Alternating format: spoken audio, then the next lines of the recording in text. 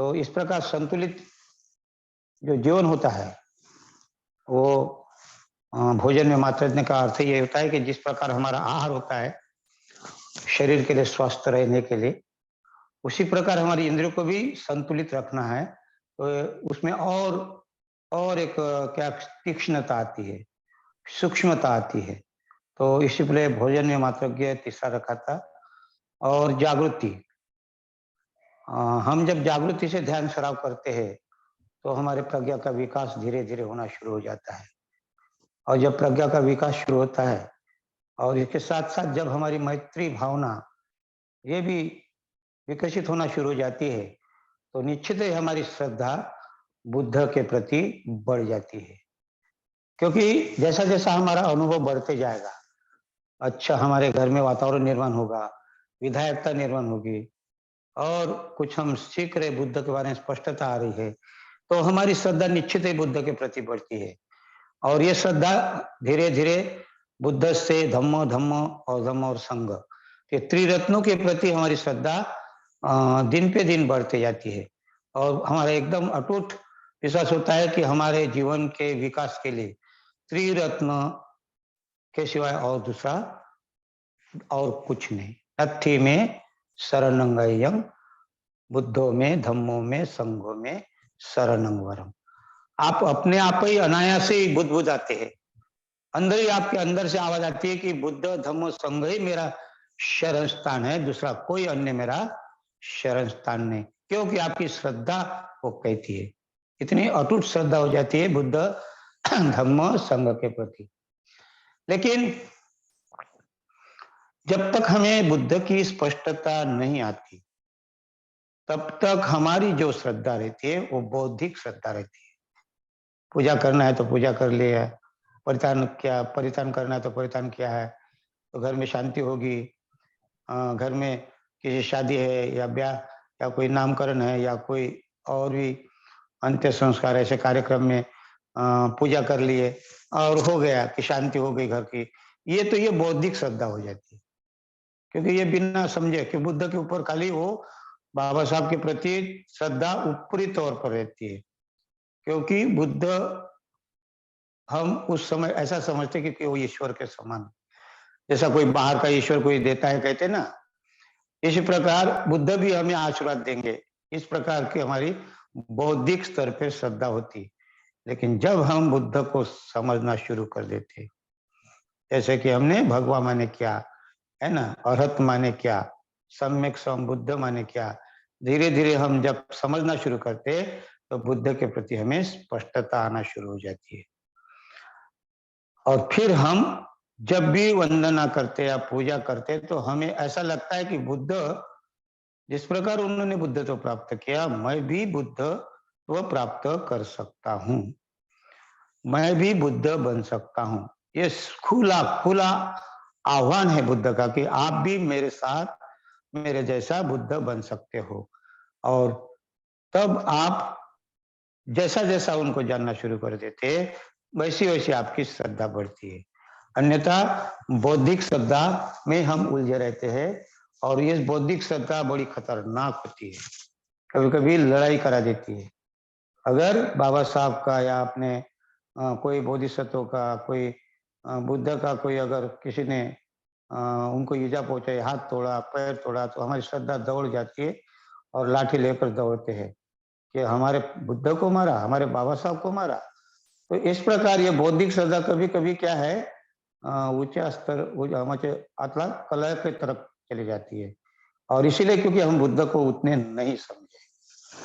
अन्यथा तालिबान का जो बुद्ध की मूर्ति तोड़ दिए तो वहां कितना बड़ा नुकसान हो गया। लेकिन अन्य देशों ने क्या किया, दूसरे देशों ने उससे भी अच्छा मूर्ति बना दी। उन्होंने लड़ाई झगड़ा नहीं किया, उनकी उनसी जगह और अच्छी बना दी।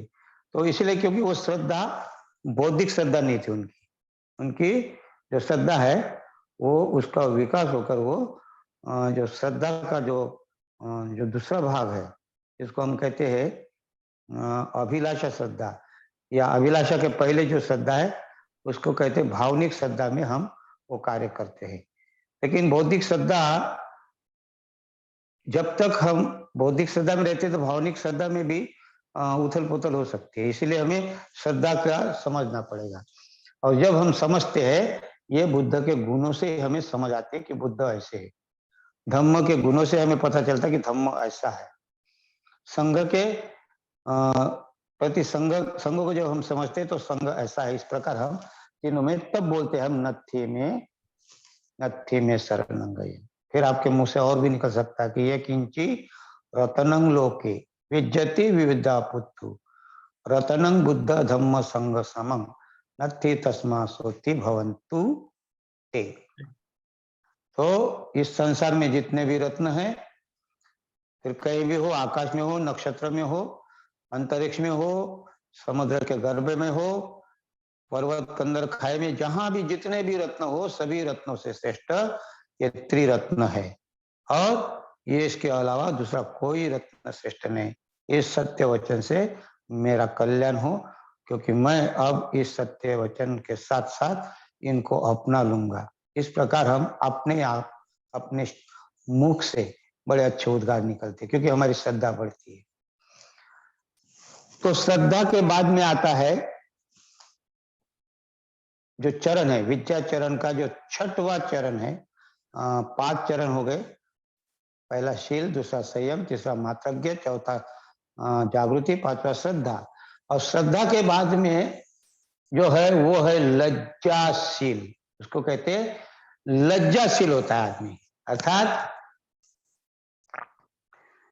ऐसा कहते हैं कि कोई भी कार्य करने के लिए हमें ऐसा लगता है कि हमारे अंदर 2 प्रकार की बातें निर्माण होती है। उसको कहते हैं री और लज्जाशील। अर्थात क्या है, हम हमारे अंदर आत्मलज्जा जिसको हम कहते हैं। कोई भी कार्य करने के समय हमें ऐसा लगता है कि अगर मैंने कोई गलत काम किया तो क्या होगा, तो आपको अपने आप ही उसका लज्जा लगना शुरू हो जाती, लाज लगना शुरू हो जाती, और आप वो कार्य नहीं करते। इसलिए उसको कहते हैं आत्मलज्जा। और फिर परलज्जा भी होती है। परलज्जा अर्थात क्या होता है?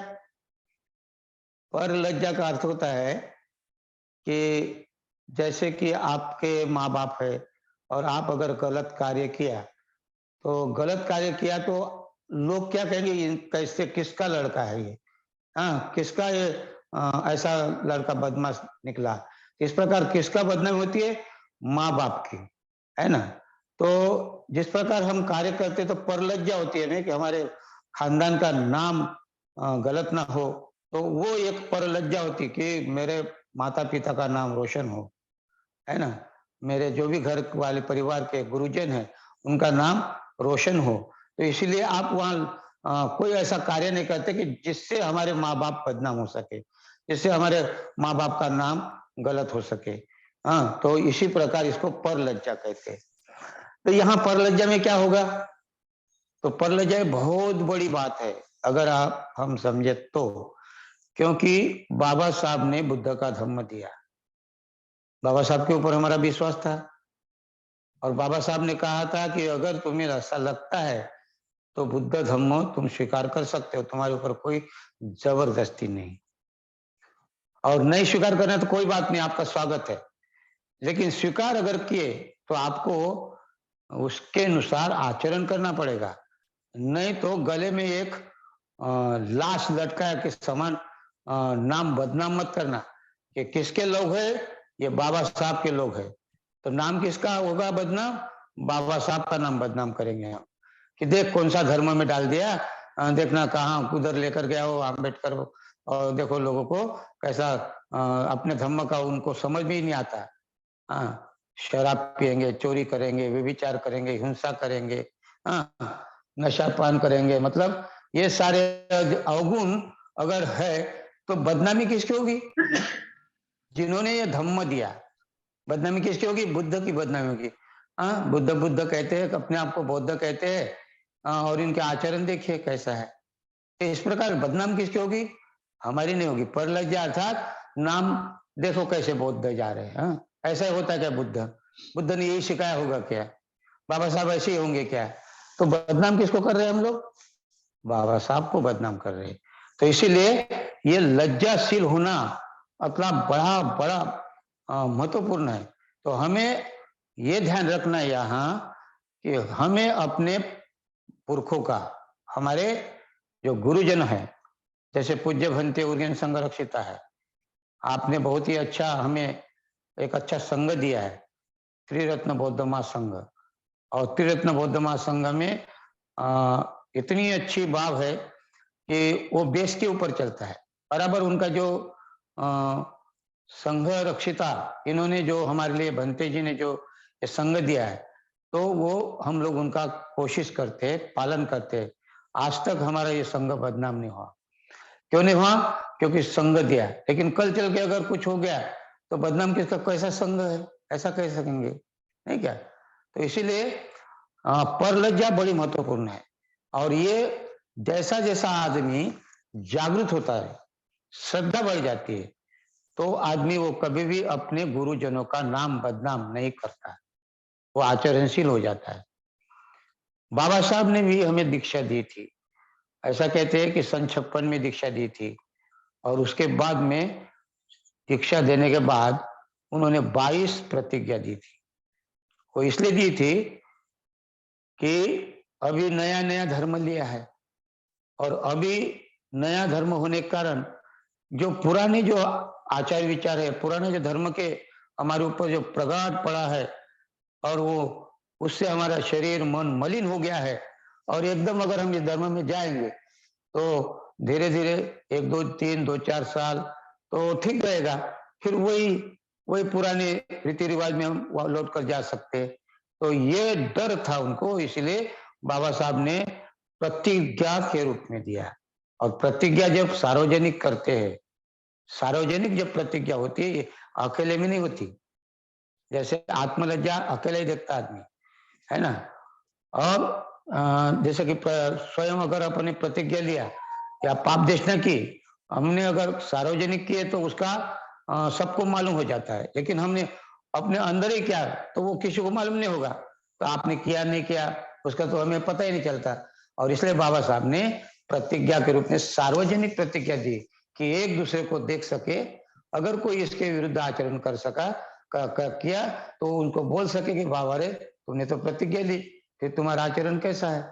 क्योंकि सार्वजनिक प्रतिज्ञा ली, और सार्वजनिक प्रतिज्ञा ली तो उसका हमें क्या करना पड़ेगा? आचरण करना ही पड़ेगा। और इसलिए प्रतिज्ञा का बड़ा महत्व होता है। प्रतिज्ञा सार्वजनिक इसलिए दी जाती है। और जब बाबा साहब ने प्रतिज्ञा दी, सभी ने दोहराया, और सर्व सार्वजनिक प्रतिज्ञा देने के बाद भी अगर बुरा हाल होगा तो हम किसका नाम बदनाम कर रहे हैं? यहाँ हमें विचार करना है।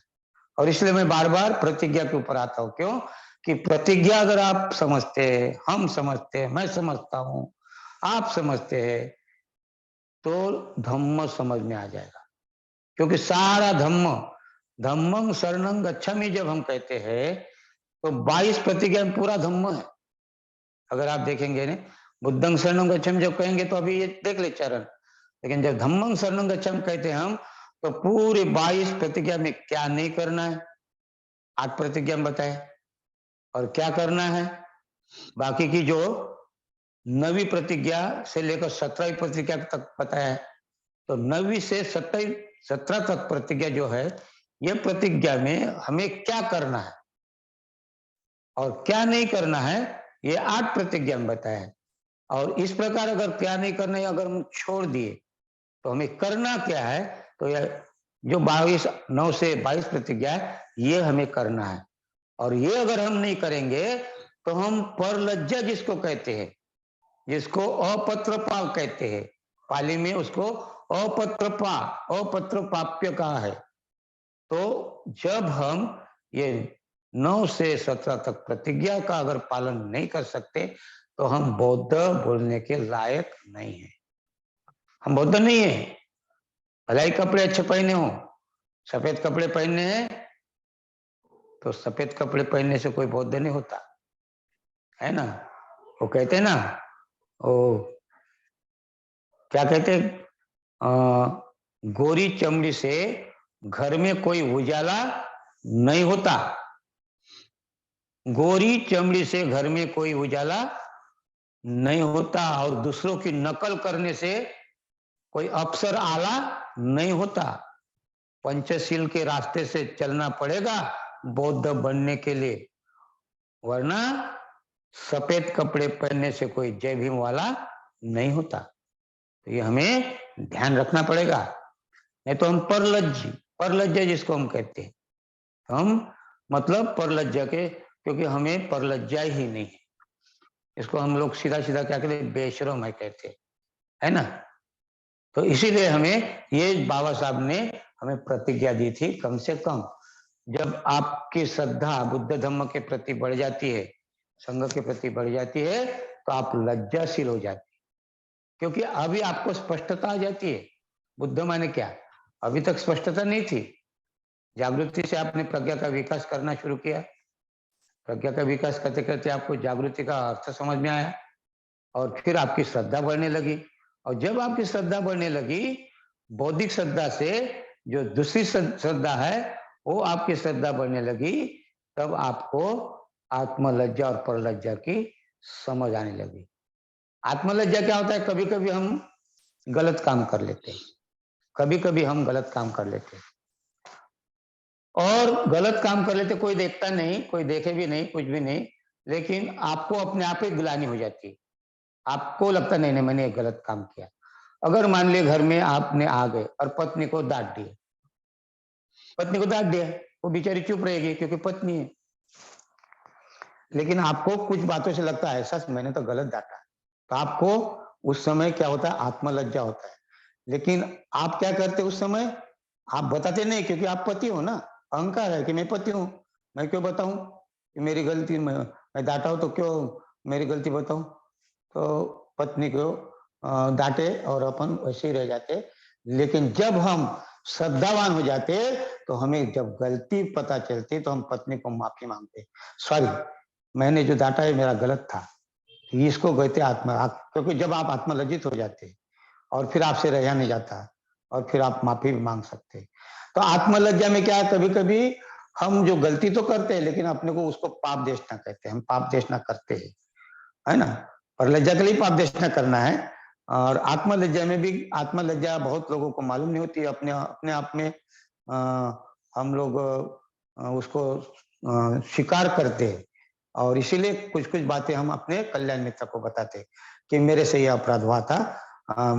तो ये आत्मलज्जा आप वहां जाकर बता सकते हैं। लेकिन परलज्जा, परलज्जा तो सबको दिखाई देती ना। अगर आपने गलत काम किया तो आपकी परलज्जा दिखाई देगी। तो हमें आत्मलज्जा और परलज्जा, इसमें लज्जाशील होना चाहिए। तो ये बुद्ध इसमें लज्जाशील थे, ये गुण था बुद्ध में। ये जो छठवा जो चरण है, बुद्ध इसमें लज्जाशील थे, और इसीलिए उनको सातवीं जो बात है उसको कहते संकोचवान।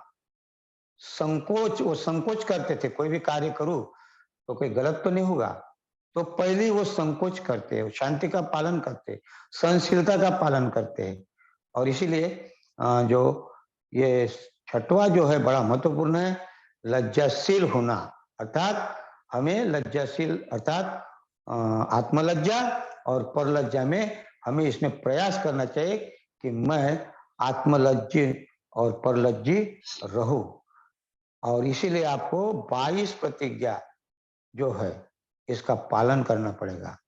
और कम से कम बौद्ध अगर है तो कम से कम हमें पंचशील का पालन करना पड़ेगा। और बुद्ध होने के नाते हमें पंचशील का पालन करना पड़ेगा, क्योंकि बुद्ध कहते हैं कैरांचे कैराथे न दल्ल में तंग परक में। क्या कहते हैं, कैरांचे कैराथे न, कैरांचे अर्थात कर्तव्य, जो आपके कर्तव्य दिए हैं आपको दीक्षा के बाद, जो आप दीक्षा लिए, चाहे बौद्ध धर्म की हो, चाहे धम्म मित्र की हो, चाहे धर्मचारी की हो, चाहे सामने की हो, चाहे भिक्षु की हो, तो जिस जिस प्रकार का दीक्षा ले उसके अनुसार आपका जो कर्तव्य है दीक्षा के बाद में, जो कर्तव्य है, बुद्ध कहते हैं कैरांचे माने जो कर्तव्य कहा गया है। अगर बौद्ध है तो आपका कर्तव्य क्या होगा, पंचशील होगा। अगर आप धर्मचारी है तो आपका कर्तव्य क्या होगा, 10 शील होगा। अगर आपको भिक्षु है तो आपका कर्तव्य क्या होगा? उसके जो 227 नियम है, नियम का पालन करना पड़ेगा। तो इस प्रकार आपका जिस प्रकार की दीक्षा होगी उस प्रकार का आपको वो कर्तव्य बुद्ध ने दिया है। तो क्या कहते हैं? कैरांचे कैरा थे ना, कर्तव्य जो दिया है उसको करना ही है। करिया कैरा थे ना, माने आप इसमें ढकल नहीं करना है, ढीला नहीं बनना है। अगर आपको कर्तव्य दिए, आपने दीक्षा ली है, तो आपको उसका करना आवश्यक है, अर्थात पालन करना। कैराथे न माने आपको पालन करना ही है। बुद्ध सीधा सीधा कहते हैं यहाँ ऐसे, कैरांचे कैराथे न दल्ल में तंग। दल्ल माने दृढ़ निश्चय करना है, ऐसा नहीं। क्या कहते हैं? दृढ़ निश्चय, जिसको हम, और उसको शब्द है आगे अधिष्ठान, या उसको हम कहते हैं सम्यक संकल्प, और भी हम कहते हैं आगे जाकर उसको कमिटमेंट, प्रतिज्ञा। तो आपको जो कर्तव्य दिए है वो क्या करना है? करना ही है। और कैसे? दल्लंग, दृढ़ निश्चय करना है कि मैं इस कर्तव्य का पालन करूंगा। कैरांचे कैराथे न दल्ल मेतंग। देखिए, मेत्त माने मैत्रीपूर्ण, दृढ़ निश्चय करना है। किसके लिए? कर्तव्य का पालन करने के लिए। और दृढ़ निश्चय के साथ साथ मैत्रीपूर्ण कर्तव्य का पालन करना है। कितनी बड़ी बात कही है? कैरांचे कैराथे न दल्ल मेतंग परकम में। बताइए, एक एक शब्द बड़ा महत्वपूर्ण है। इसमें 5 शब्द है। कैरांचे एक, कैराथे न दूसरा, तीसरा दल्ल, तीसरा, चौथा मेतंग, और 5वां परकम में। परकम में माने पराक्रम। हमें पराक्रम करना है, अर्थात पराक्रम कहाँ करना है? हमें कहाँ दिखाना है? लेकिन हमारा पराक्रम कहाँ दिखाते हैं हम? घर परिवार में घुसे तो पति पत्नी में एक दूसरे को क्या कहते हैं, लड़ाई झगड़े में, है ना? पत्नी ने हमारी सुना, वहां पराक्रम रहता है। पति को लगता है कि पत्नी ने मेरा सुनना चाहिए, वहां हम पराक्रम करते। बच्चों को डांटते, पत्नी को डांटते, भाई को डांटते, माँ बाप को भी डांटते। तुम्हें क्या पड़ा है? या बैठे रहे हो, खाना मिलता है, चुपचाप बैठे रहो एक कोने में, आपको खाने को मिलता है, और बड़ करते रहते। तो पराक्रम कहाँ दिखाते हम? हमारे घर परिवार में दिखाते। और फिर इनपुट आउटपुट, जो इनपुट होता है घर से निकले तो समाज में भी यही जाता है। तो समाज में भी हम लड़ाई झगड़े में पराक्रम दिखाते कि ये कुर्सी मेरे को मिलना चाहिए, मैं सचिव बनना चाहिए, मैं अध्यक्ष बनना चाहिए, मैं ट्रेजरर बनना चाहिए, और कुछ ना कुछ अगर मेरे को नहीं बनता तो फिर उसमें काड़िया करते, चुगली लगाते, चाड़ी करते। तो इसमें हम पराक्रम करते। और ये धार्मिक में भी है, धार्मिकता में भी है।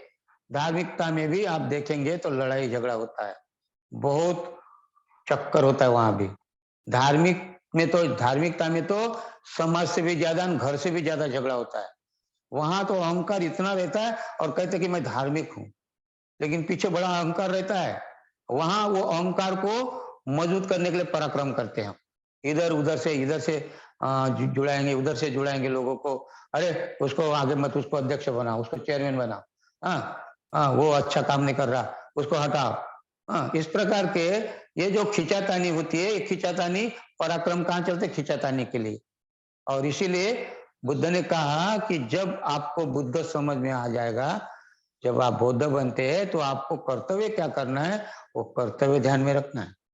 और ज्यादा कर्तव्य नहीं दिया, 5 कर्तव्य दिया, 5 कर्तव्य के ज्यादा नहीं दिया।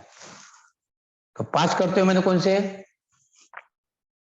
हिंसा, चोरी, व्यभिचार, झूठ और नशापान। तो क्या करना है? पराक्रम कहाँ दिखाना है? मैत्रीपूर्ण करने के लिए पराक्रम दिखाना है, दान करने के लिए पराक्रम दिखाना है, शांति संतुष्टि का पालन करने के लिए पराक्रम दिखाना है, सत्यतापूर्ण व्यवहार करने के लिए ताकत लगती है। सत्यतापूर्ण व्यवहार करने के लिए ताकत लगती है। हट के साथ झूठ बोल देते हम, बिना सोचे समझे बोल देते, लेकिन सत्य बोलने के लिए ताकत लगती है। और ये जो सब कुछ बातें होती है, ये पराक्रम हमारा वहां दिखाते नहीं हम। तो इसीलिए हमें हमारा पराक्रम वहां नहीं दिखाना है, लड़ाई झगड़ा, चुगली चाड़ी, निंदा। बुद्ध क्या कहते हैं? कुतो पहुता कलह विवादा, ये पहुता कलह विवादा, परिदेव शोका स मच्छराच, मानाती माना स पेसुनाच। तो बुद्ध कहते तुम्हारा जो पराक्रम है कहाँ जाता है? लड़ाई झगड़े में जाता है। क्यों जाता है?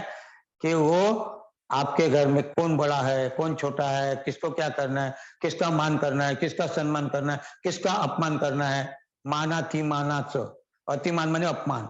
किसका मान, किसको सम्मान करना है, किसका अपमान करना है, किसकी चुगली लगाना है, किसकी चाड़ी करना है, किसको ऊपर उठाना है, इसमें आप पराक्रम करते थे। छोड़ दो, बुद्ध कहते।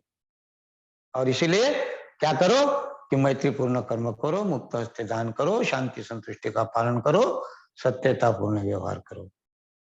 और ये जो चारों बातें होती है ना, तो चारों बातें इसलिए, इसके पांचवी जो बात है वो नशापान। और नशापान अगर किया तो चारों बातें क्या हो जाती? खत्म हो जाती है। तो इसलिए नशापान ना, ये बड़ा खतरनाक नशापान है। एक बार नशापान किए तो आप झूठ भी बोल सकते हो, आप चोरी भी कर सकते हो, आप हिंसा भी कर सकते हो, और आप व्यभिचार भी कर सकते हो। चारों बातें खत्म हो सकती है आपकी। इतना खतरनाक है शराब। और ये 5 शील महत्वपूर्ण हमारे लिए है। तो इसलिए कैरांचे कैरात है ना, दल्लम एतंग परक्तम में मैत्रीपूर्ण दृढ़ निश्चय के साथ मैत्रीपूर्ण कर्तव्य का पालन करो, क्योंकि आप बौद्ध हो। यहां पराक्रम करो। और फिर क्या कहते? परिवाजो शिथिलोही भियो आकीर तेरजम। क्या कहते? दूसरी लाइन बुद्ध क्या कहते? परिवाजो, परिवाज माने दीक्षा। अगर आपने दीक्षा ली है बौद्ध की, धम्ममित्र की, धर्मचारी की, भिक्षु की, सबके लिए है। अगर आपने दीक्षा ली, जिस प्रकार की दीक्षा ली, तो कैसी दीक्षा होना चाहिए? कहते बुद्ध, परिवाजो शिथिलोही, ढीली ढाली दीक्षा मत लेना। क्या कहते हैं बुद्ध? ढीली ढाली दीक्षा मत लेना।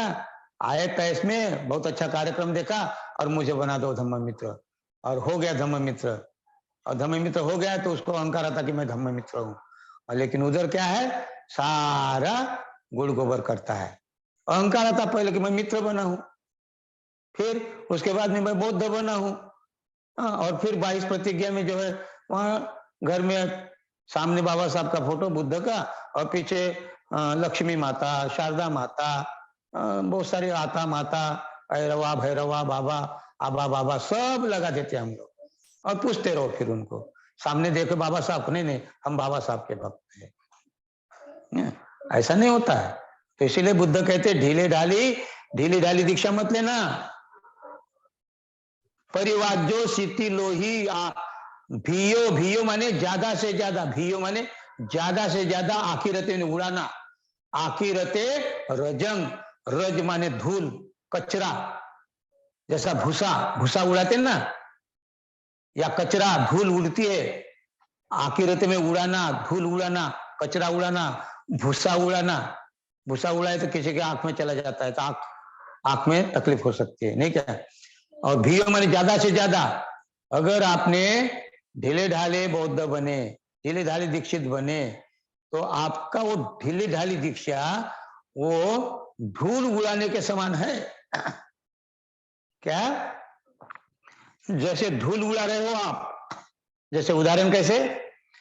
जैसे आपको किसी ने पूछा कि आप बौद्ध हो, क्या आप कौन हो? तो कहता है मैं बौद्ध हूं। और आप हिंसा कर रहे हो, तो आप धूल उड़ा रहे हो, कचरा उड़ा रहे हो, भूसा उड़ा रहे हो। अगर आपने किसी ने पूछा आप कौन हो, तो बोलते बौद्ध हूं। और चोरी करते हो, तो चोरी करते आता धूल उड़ा रहे हैं। किसी ने पूछा क्या कौन हो? बौद्ध हूं। और वे विचार करते हो, तो धूल उड़ा रहे हैं। झूठ बोल रहे हो तो धूल उड़ा रहे हैं, कचरा उड़ा रहे, भूसा उड़ा रहे हैं। अर्थात किसके आंखों में झोंक रहे, किसको अंधा कर रहे? स्वयं के आंख में झोंक रहे हो आप। दूसरा अंधा नहीं होता है, खुद ही आप अंधे हो रहे हो, क्योंकि खुद ही आपने निर्णय लिया था, खुद ही आपने जिम्मेदारी ली थी, तो आपको जिम्मेदारी का पालन करना चाहिए। और इसीलिए बुद्ध कहते यहाँ कैरांचे कैराथे न दल्ल में तंग परक में परिवाजो शिथिलोही भियो आकीरते रजम। तो ऐसा रज्जंग मरज माने धूल उड़ाने का काम मत करना, क्योंकि आपको ढीले ढाले बौद्ध नहीं बनना है, ढीले ढाले धम्ममित्र नहीं बनना है और धम्मचारी भी नहीं बनना है। तो कैसे धम्मचारी बनना है? एक दूसरे का आदर सत्कार करने वाले, तिरस्कार करने वाले नहीं, घृणा करने वाले नहीं। अगर आपस में आपका पट्टा नहीं तो आपकी दीक्षा ढीली ढाली है। हमारी अगर आपस में मतभेद है तो हम ढीले ढाले बौद्ध है, और इसीलिए ऐसे बौद्ध नहीं चाहिए। और यही कारण था बाबा साहब को कि बाबा साहब ने प्रतिज्ञा के रूप में दिया, और उनको मालूम था कि मैं अगर चला जाऊं तो इन लोग के लिए किसी की भी पूजा करेंगे, किसी भी देवी देवता की पूजा करेंगे, कहेंगे बाबा साहब ने तो बुद्ध धर्म की दीक्षा दी, ये थोड़ी कहा कि इसको मानो उसको नहीं मानो। इसलिए बाबा साहब ने एक एक का नाम लेकर सार्वजनिक रूप से तुम्हें प्रतिज्ञा दी, मुझे प्रतिज्ञा दी, आपको प्रतिज्ञा दी, सार्वजनिक रूप से हमें ये कमिटमेंट किया है। तो जो बाबा साहब को देखता है वो प्रतिज्ञा को देखता है उनकी, और जो प्रतिज्ञा को देखता है वो बाबा साहब को देखता है। वरना नाम लेने से क्या फायदा? चाहे बाबा साहब का नाम लो, चाहे संघ रक्षित का नाम लो, चाहे बुद्ध का नाम लो, अगर ऐसे है तो हमारा कोई मतलब नहीं। मंडप सजाने से क्या फायदा है ना? अगर बिहार में अगर कोई मूर्ति नहीं है तो अच्छा बिहार बांधने से क्या फायदा? तो इसीलिए हमें ध्यान देना पड़ेगा, हम कहाँ जा रहे, किधर जा रहे, कैसे जा रहे। तो हमें आत्मलज्जा और परलज्जा अगर हमारी अच्छी रहती है तो निश्चित ही ऐसा समझो कि हम बौद्ध है। आत्मलज्जा और परलज्जा अर्थात री और अपत्रपा कहा गया इसको, और ये बुद्ध धर्म के बहुत ही क्या है, महत्वपूर्ण दो बातें हैं। आत्मलज्जा और परलज्जा, ये दो बातें अगर हम सीख जाते हैं, इसके लिए प्रयास करते हैं, तो हम जब पाप देशना करते हैं तो पाप देशना सही मायने से हमारी पूरी हो सकती है। नहीं तो पाप देशना कर दिया और इधर कुछ भी कर दिया तो पाप देशना का कोई मतलब नहीं होता। इसलिए पाप देशना, आत्मलज्जा और परलज्जा, तीन बातें बड़ी महत्वपूर्ण है बुद्ध धर्म में, और ये बुद्ध ने ये गुण को हासिल किया था। जो छठवां गुण जो था ये हासिल किया था। तो हमने आज ये छठवां गुण देखने की कोशिश की, आपने सुना, आपके अंतर्मन को प्रणाम करता हूं और यहीं रुकता हूं।